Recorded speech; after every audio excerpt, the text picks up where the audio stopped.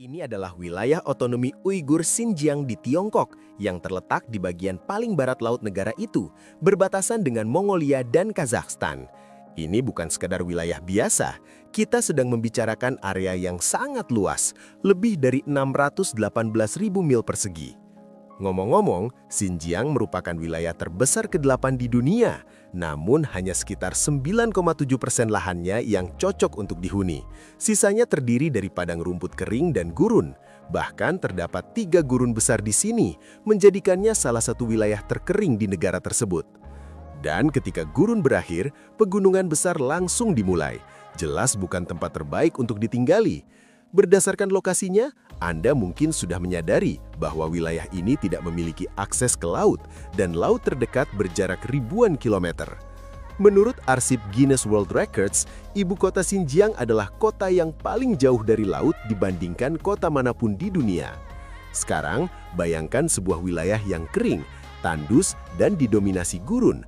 Justru disinilah Tiongkok memutuskan untuk membawa dan melepaskan jutaan ikan, kepiting, dan berbagai biota air lainnya. Kita sekarang berada di Gurun Taklamakan, yang dikenal sebagai Lautan Kematian. Curah hujan di sini sangat rendah, tingkat penguapan tinggi, dan badai pasir sering terjadi.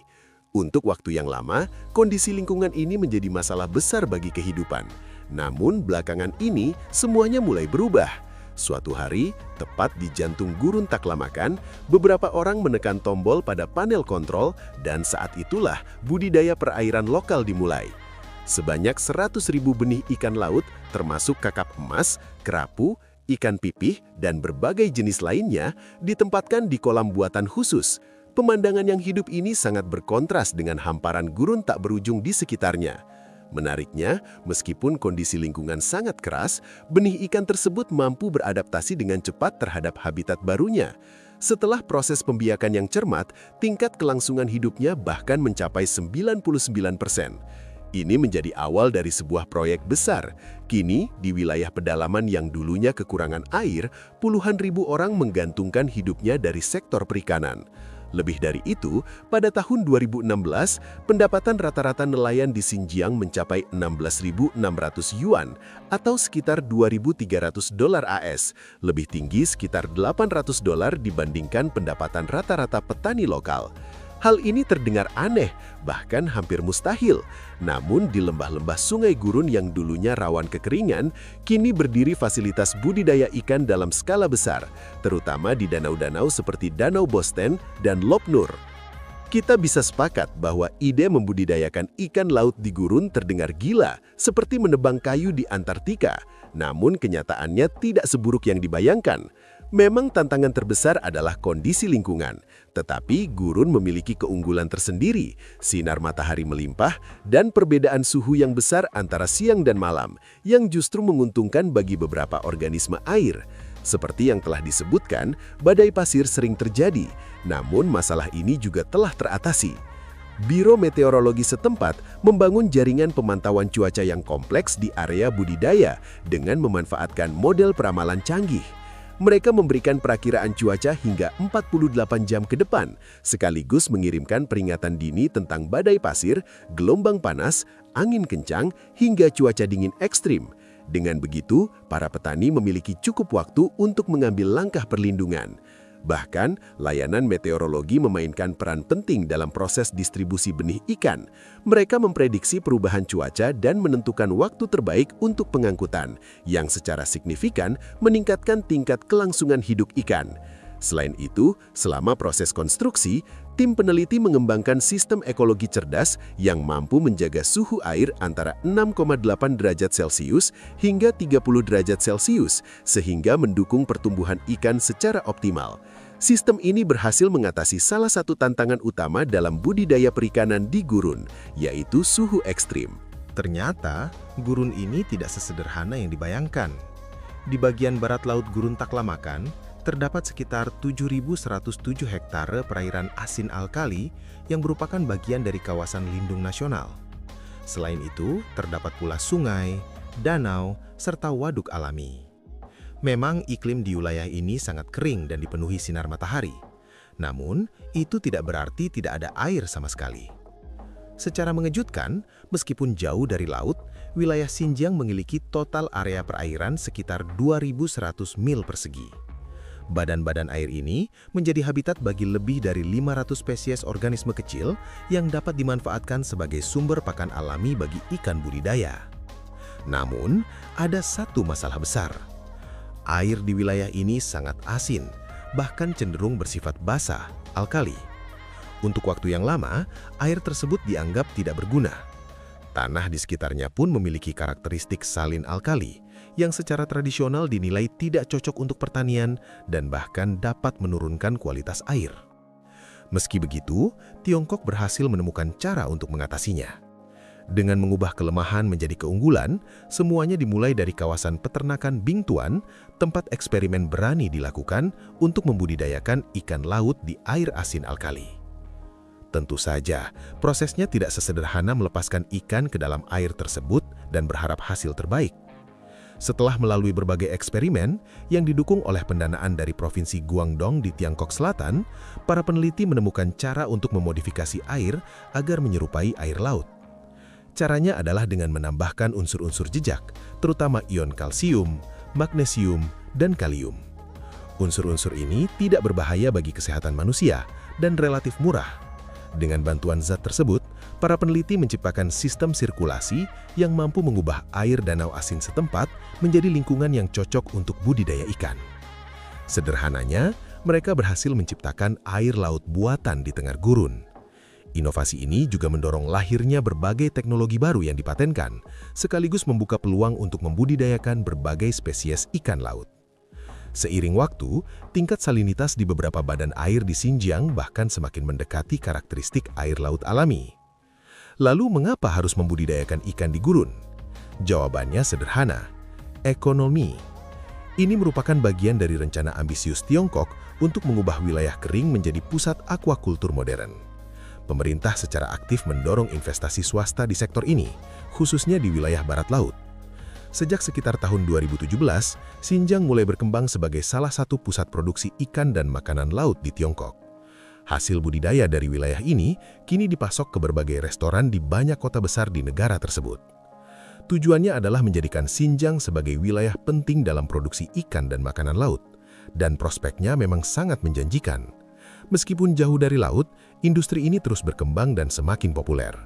Bagi penduduk setempat, wilayah pedalaman yang jarang penduduknya dan relatif jauh dari polusi industri justru dianggap sebagai lingkungan ideal untuk menghasilkan produk berkualitas tinggi. Inovasi teknologi menjadi kunci utama yang memungkinkan budidaya ini berkembang. Kini, Xinjiang sangat berbeda dibandingkan 20 tahun yang lalu. Pada awal abad ke-20, sebagian besar ikan yang dikonsumsi penduduk setempat harus didatangkan dari luar daerah. Bahkan banyak petani dan peternak yang belum pernah mengkonsumsi ikan seumur hidupnya.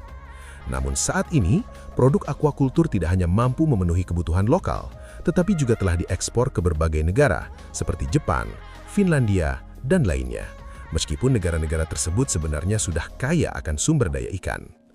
Sejauh ini luas perairan yang cocok untuk perikanan di sekitar wilayah gurun Xinjiang telah mencapai lebih dari 185.000 hektare. Angka ini hampir sama dengan luas kota Memphis di Amerika Serikat, atau sedikit lebih kecil dari wilayah daratan kota New York. Hingga Oktober 2024, terdapat 6 koperasi dan perusahaan yang bergerak di sektor aquaculture di Xinjiang. Mereka telah membudidayakan sekitar 414.000 ekor ikan dari 8 spesies, 305.000 kepiting hijau, serta jutaan udang, dengan sekitar 15 ton diantaranya sudah memasuki pasar. Volume produksi ini terus meningkat dari tahun ke tahun. Sebagai perbandingan, antara tahun 2010 hingga 2020, produksi meningkat dari sekitar 10.000 ton menjadi lebih dari 15.000 ton. Menariknya, dulunya tidak ada ikan di beberapa danau di wilayah ini hingga tahun 1998 ketika sebuah organisasi aquaculture lokal memutuskan untuk memperkenalkan ikan whitefish dari Rusia. Pada tahap awal, tingkat kelangsungan hidup ikan saat penetasan hanya sekitar 3%. Namun pada tahun 2000, otoritas perikanan setempat menginvestasikan sekitar $520.000 AS untuk membangun fasilitas budidaya ikan. Dana ini digunakan untuk mengembangkan infrastruktur dan teknologi pembiakan, sekaligus merekrut lebih banyak tenaga ahli untuk penelitian. Konon, para peneliti bekerja tanpa lelah, menghabiskan waktu berjam-jam di depan mikroskop demi mencapai terobosan kecil dalam teknik pembiakan buatan, dan pada akhirnya mereka berhasil. Selama dekade berikutnya, teknologi terus berkembang. Metode inkubasi diperbaiki dan dioptimalkan, hingga akhirnya tingkat kelangsungan hidup ikan meningkat dari 3% menjadi sekitar 36%. Bagaimana prosesnya? Setelah menetas di musim semi, benih ikan dipindahkan ke kolam khusus untuk tumbuh. Dalam waktu singkat, pertumbuhan mereka meningkat drastis. Ini merupakan kemajuan besar, mengingat pada tahun 1998, ikan hanya mampu tumbuh sekitar 7 inci dalam 3 bulan. Pada bulan Juni, sebagian besar ikan yang bertahan hidup dilepaskan ke danau, sementara sisanya dibeli oleh petani lokal untuk dibudidayakan lebih lanjut. Ikan yang hidup di danau membutuhkan waktu sekitar 3 hingga 4 tahun untuk mencapai berat optimal pasar, yaitu lebih dari 2 pon. Singkatnya, seluruh penelitian ini membuahkan hasil. Danau Sairam kini telah menjadi pusat penting produksi ikan air dingin. Perusahaan yang beroperasi di sana bahkan menjadi salah satu eksportir whitefish terbesar di Tiongkok dengan hasil tahunan lebih dari 400 ton. Lalu, jenis ikan apa saja yang dibudidayakan di Xinjiang? Ternyata cukup beragam, mulai dari ikan air tawar, udang, abalon, hingga lobster. Pada tahun 2023, salah satu peternakan bahkan berhasil membudidayakan udang putih Amerika Selatan. Kemudian pada Mei 2024, mereka mulai melakukan uji coba budidaya kerapu. Namun, udang menjadi salah satu komoditas paling populer karena rasanya dan kualitasnya yang mendekati makanan laut asli. Di peternakan lain, berbagai jenis biota laut sempat dicoba, mulai dari udang hingga lobster. Namun pada akhirnya, ikan nila dipilih karena terbukti paling menguntungkan dan mudah dibudidayakan. Bahkan karena potensinya yang besar, peternakan tersebut membangun kolam seluas 165 hektar dan berhasil membudidayakan sekitar 650.000 ekor ikan nila dalam waktu singkat, menghasilkan lebih dari $1 juta AS. Sementara itu, di Danau Bosten, produksi juga mencetak rekor. Pada tahun 2023, ribuan ton kepiting berhasil dipanen. Tahun yang sama juga mencatat peningkatan produksi udang dan bahkan salmon. Salmon lokal ini diproses, dikemas, dan dikirim ke konsumen dalam waktu kurang dari 24 jam setelah ditangkap. Bayangkan, salmon yang dibudidayakan di tengah gurun, sungguh luar biasa. Namun sebenarnya, banyak spesies yang dibudidayakan di Xinjiang cukup sensitif. Mereka membutuhkan kualitas air yang tinggi dengan suhu dan tingkat salinitas yang sangat terkontrol, dan semua kondisi tersebut kini berhasil dipenuhi. Lebih dari itu, Xinjiang tidak hanya menghasilkan ikan dan makanan laut, tetapi juga mutiara. Ya, di tengah gurun, mutiara menjadi salah satu pencapaian terbaru dari sektor aquaculture wilayah ini. Proyek budidaya mutiara sendiri pertama kali dimulai pada tahun 2012, namun baru belakangan ini mulai menarik perhatian publik. Pada tahun 2023, para investor mulai membudidayakan sekitar 2 juta tiram mutiara dan berencana menjual mutiara pertama mereka pada paruh kedua tahun 2025. Menariknya, fakta bahwa mutiara ini dibudidayakan di tengah gurun pasir justru dapat meningkatkan nilainya secara signifikan. Salah satu faktor utamanya adalah iklim Xinjiang yang memiliki perbedaan suhu sangat besar antara siang dan malam. Malam yang dingin dan siang yang penuh sinar matahari menciptakan kondisi ideal, tidak hanya bagi beberapa jenis ikan, tetapi juga untuk budidaya mutiara. Kondisi ini menghasilkan mutiara dengan kilau yang lebih kaya dan tekstur yang khas. Selain itu, teknologi khusus memungkinkan limbah organik dari ikan diubah menjadi zat penting seperti asam amino dan nitrat. Senyawa-senyawa ini sangat dibutuhkan untuk pertumbuhan dan kesehatan tanaman air, yang pada akhirnya menjadi sumber makanan bergizi bagi tiram mutiara.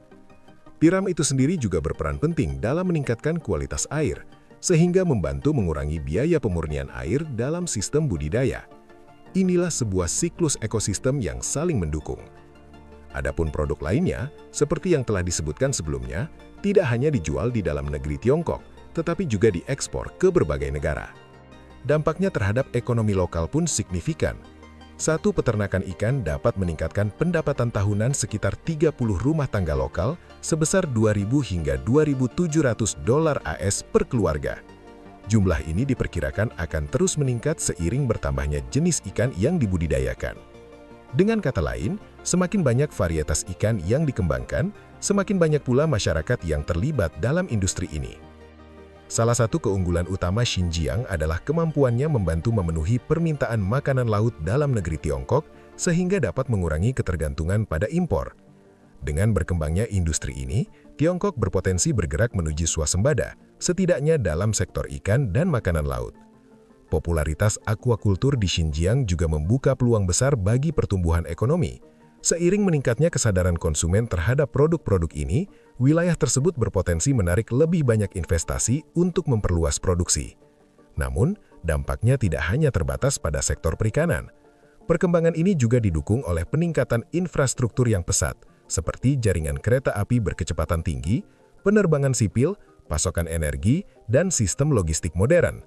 Kini, produk perairan dari Xinjiang bahkan dapat dikirim ke provinsi-provinsi pesisir. Ada sesuatu yang terasa ironis di sini, tinggal di dekat laut, tetapi mengonsumsi ikan yang dibudidayakan di gurun. Budidaya salmon di Tiongkok juga mengalami perkembangan pesat, termasuk di wilayah Xinjiang. Selama 1 dekade terakhir, puluhan ribu ton salmon telah berhasil dibudidayakan di wilayah ini. Mereka bahkan mengembangkan robot pembersih bawah air pertama di negara tersebut, serta membangun sistem akuakultur resirkulasi semi tertutup. Berkat inovasi ini, perusahaan tersebut kini mampu memproduksi hingga 40 juta benih salmon per tahun, dengan kapasitas produksi tahunan mencapai 12.000 ton. Selain itu, mereka juga telah membangun rantai produksi yang lengkap, mulai dari penelitian dan pengembangan, pembiakan benih, budidaya cerdas, pengolahan, hingga distribusi. Secara keseluruhan, transformasi yang dilakukan Tiongkok di wilayah Xinjiang menunjukkan bagaimana teknologi dan inovasi dapat mengubah lingkungan yang tampaknya tidak bersahabat menjadi pusat produksi pangan yang bernilai tinggi. Secara keseluruhan, ini merupakan pencapaian yang sangat luar biasa. Budidaya salmon telah menjadi industri yang sangat bermanfaat bagi negara. Sebagai contoh, tambak ikan di gurun telah membantu lebih dari 3.000 orang mendapatkan pekerjaan. Perlu dicatat bahwa meskipun popularitas budidaya salmon di wilayah ini meningkat pesat dalam beberapa tahun terakhir, praktik ini sebenarnya bukan hal baru. Sebagai contoh, ikan traut pelangi pertama kali diperkenalkan ke lembah Sungai Ili di Xinjiang Barat pada tahun 1970-an. Artinya, sudah ada dasar atau preseden untuk budidaya ikan di wilayah ini sejak lama.